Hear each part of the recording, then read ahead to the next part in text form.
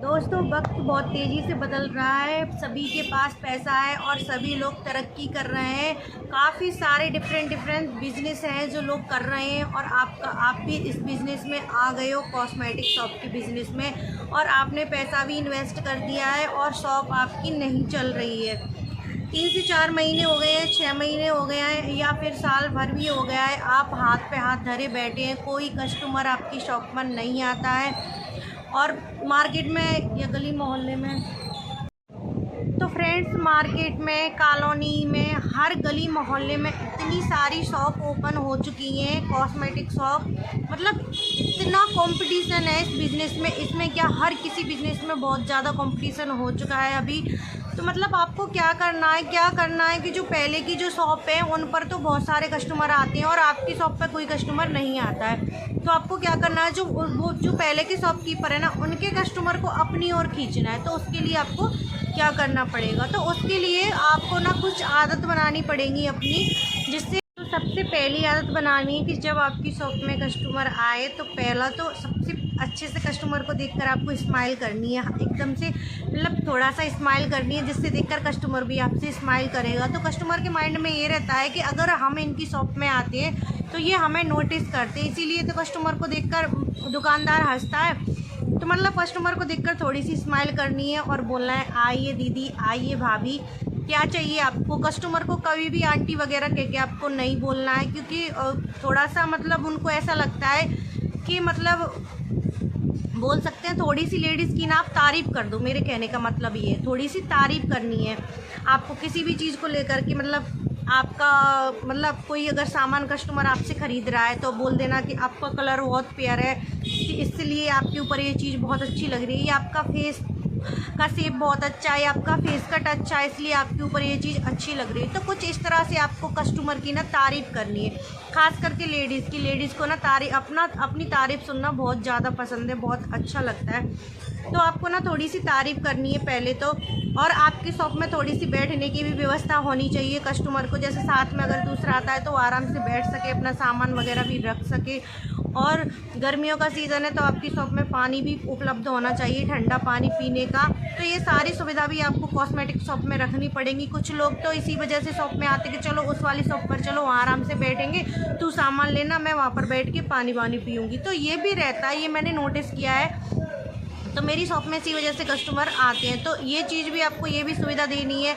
और मतलब प्यार से तो बोलना ही है, अच्छे से। कोई भी जेंट्स वगैरह आए, भैया क्या चाहिए, आपको स्माइल कर देना है और सामान देकर आपको उनसे बोलना है कि आते रहना। प्यार से ऐसे बोलना है कि आते रहना, हम तो आपके लिए ही बैठे हैं, हम तो आप लोगों से ही चल रहे हैं। इस तरह से आपको कस्टमर से बोलना है, जिससे क्या है, कस्टमर को भी थोड़ा सा मतलब लगेगा कि हाँ, इंसान अच्छा है और बात भी मतलब व्यवहार भी अच्छा है। और मतलब कहने का मतलब ये है कि कस्टमर को थोड़ी सी इम्पोर्टेंस देनी है आपको, जिससे उसको लगे कि।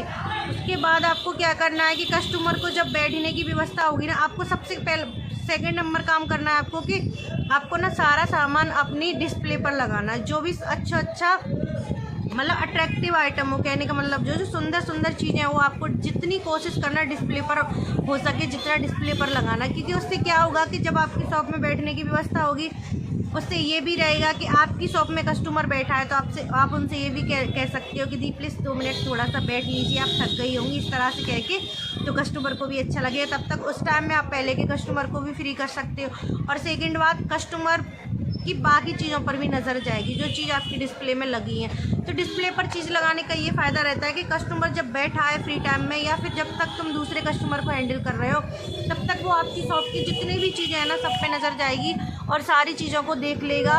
होगा ये कि अगर उसकी जो लिस्ट बना कर लाया है सामान की, उससे भी एक्स्ट्रा सामान वो लेकर जाएगा। क्या होता है कि कुछ चीज़ें ना देख कर याद आती है। तो आप कोशिश करिए डिस्प्ले पर रखने की। अगर वो उस टाइम नहीं ले जाएगा, जो चीज़ उसको पसंद आ गई, तो फिर वो नेक्स्ट टाइम वो ज़रूर लेकर जाएगा पसंद करके।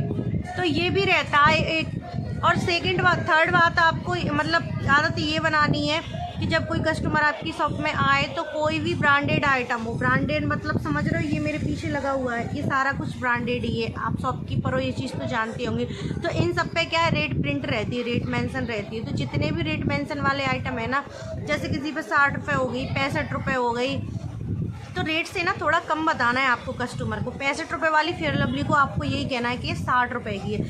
कस्टमर कम नहीं करवाए उससे पहले आपको बोल देना है कि ये 60 रुपये की। इससे क्या होगा कि कस्टमर कहीं भी अगर पहले वाली जितनी भी शॉप पर वो जाता है वहाँ पर, तो उसको कहनी पड़ती कि इस चीज़ को भैया इतने का कर लो या फिर दीदी इतने का कर लो, तब जाके वो शॉपकीपर उसको कम करता है। आपको अगर उससे पहले से ही बिना कहे कम करके दोगे तो वो उसको कस्टमर को लगेगा कि आप सस्ता देते हो, आप चीज़ें सस्ती देते हो, आपके यहाँ पर सस्ता मिलता है, बिना कहे ही इतना अच्छा मतलब रेट मिल रही है, इतनी कम रेट में चीज़ें मिल रही हैं, तो थोड़ा बहुत कहने पर भी कम हो जाएगा। तो कस्टमर को ये लगता है कि बिना कहे यहाँ पर चीज़ें सस्ती मिल रही हैं, तो चीज़ें अच्छी और ओरिजिनल रखिए और साथ में थोड़ा सा डिस्काउंट दे दीजिए, हल्का सा दे दीजिए। जिन पर रेट प्रिंट है, विदाउट प्रिंट वाले भी बहुत सारी चीज़ें होती हैं कॉस्मेटिक शॉप में, jewellery, under garments, nail paint, lipstick वगैरह, उन पर थोड़ा सा एक्स्ट्रा ले लीजिए आप। तो ये रहता है कि आपको ना थोड़ी सी छूट देनी है और ओरिजिनल सामान भरना है। कुछ लोग क्या करते हैं ना, स्टार्टिंग में ही लोकल सामान या डुप्लीकेट सामान शॉप में रख लेते हैं, वो इसलिए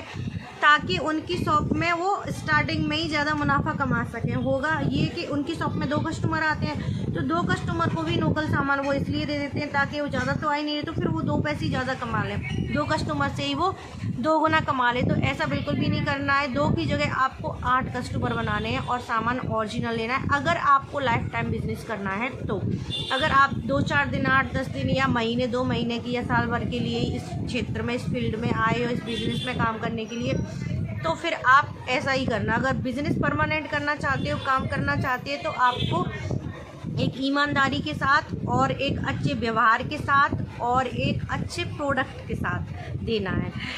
बोलते हैं ना first impression and last impression, तो आपको ना फर्स्ट इम्प्रेशन ऐसा देना है कि कस्टमर ना आपको देखकर खुश हो जाए, एकदम दिल खुश हो जाए कि यार क्या मस्त इंसान है, मतलब खुले विचारों वाला एकदम से। ऐसा नहीं है, कुछ लोग ना होते हैं ना चिड़चिड़े से, जैसे कोई कस्टमर सामान लेने आया आपकी शॉप पर, उसने सामान खुलवाया, मतलब देखा ये दिखा दीजिए, ये दिखा दीजिए, और उसने नहीं लिया, तो इस बात पर ना कस्टमर मतलब शॉपकीपर ना भड़क जाता है।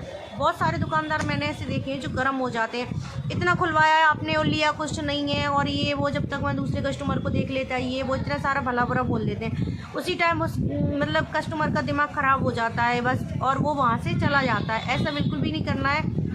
जैसे कस्टमर ने देखा है उसको उठा के आप चुपचाप रख दीजिए। कस्टमर अगर पसंद करके अभी रख गया है, हो सकता है उसके पास पैसे ना हो या फिर उसको अभी नहीं लेना हो, रीज़न जो भी हो, लेकिन अगली बार वो ज़रूर उस चीज़ को लेने आएगा अगर आपका बिहेवियर अच्छा होगा। तो अगर आपने उससे चिल्ला के चिड़चिड़ेपन में अगर इस तरीके से बात की ना, तो वो अगली बार आपकी शॉप में नहीं आएगा। तो इस चीज़ को आप विशेष ध्यान रखना। बिल्कुल कस्टमर को एकदम प्यार से बात करनी है। अगर चीज़ें खुलवा भी लेना तो आपको गर्म नहीं होना है, ठंडे दिमाग से सोचना है। गुस्सा आए ना तो भी कंट्रोल करने की कोशिश करना।